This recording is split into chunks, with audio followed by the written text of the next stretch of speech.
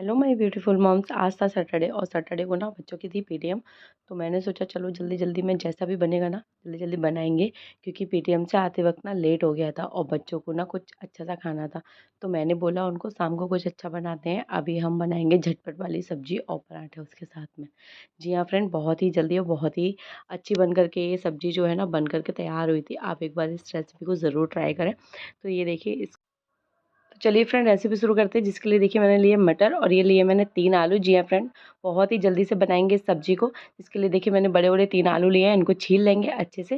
ये देखिए मटर भी लिए, मटर को ना मैंने अच्छे से साफ़ कर लिया है। उसमें देख लिए कीड़े वीड़े तो नहीं है, कुछ भी तो कुछ भी नहीं निकला। तो चलिए फ्रेंड आगे की रेसिपी हम लोग शुरू करते हैं। जिसके लिए देखिए आलूओं को अच्छे से छील लेंगे। जी हाँ फ्रेंड्स, मैंने नए आलू नहीं लिए हैं, पुराने आलू ही लिए हैं, क्योंकि मेरे बच्चों को नए आलू पसंद नहीं है, पुराने ही पसंद है। सारे आलूओं को अच्छे से धो लेंगे। ये देखिए अभी हम क्या करेंगे, इनके ना बड़े बड़े पीस करेंगे। ये आप देख सकते हैं मैंने एक आलू में से सिर्फ 2 ही पीस किए हैं। इसमें से हमें 4 पीस भी नहीं करने हैं, बस सारे आलूओं के एक में से 2 पीस करने हैं। इसका मतलब 3 आलू थे मेरे पास, 6 आलू।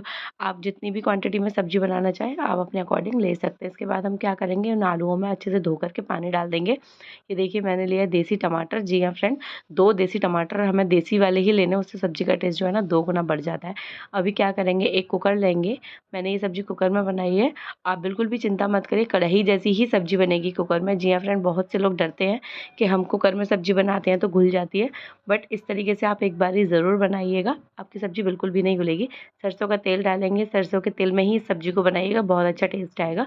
सरसों के तेल के बाद में अच्छे से गर्म हो जाना चाहिए तेल। उसके बाद हम डालेंगे थोड़ा सा जीरा, जीरा अच्छे से भुन जाएगा, टमाटर डालेंगे। मोटे कटे हुए टमाटर है ये, मैंने एक में से 2 ही पीस किए हैं। ये देख सकते हैं आप, मोटे मोटे पीस है।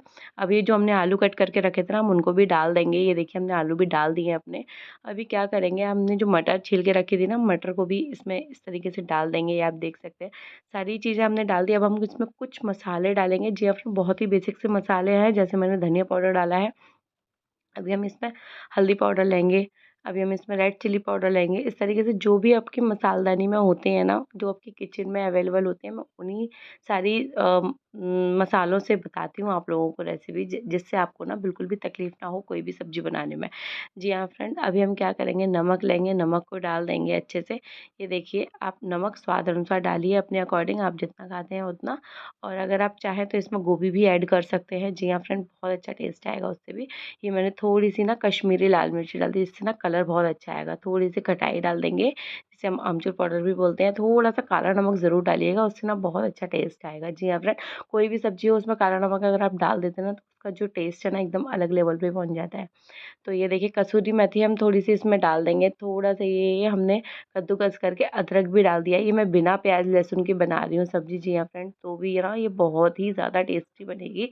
ट्रस्ट मी गाइज़, आप एक बार ना इस रेसिपी को एक बार ज़रूर ट्राई करके देखना। सारी चीज़ों को डाल करके अभी हम क्या करेंगे, हमने आधे कटोरी के करीबन पानी डाल दिया है इसमें। आप अपनी ज़रूरत के अकॉर्डिंग पानी इसमें डालिएगा। अगर आपको ज़्यादा पतली चाहिए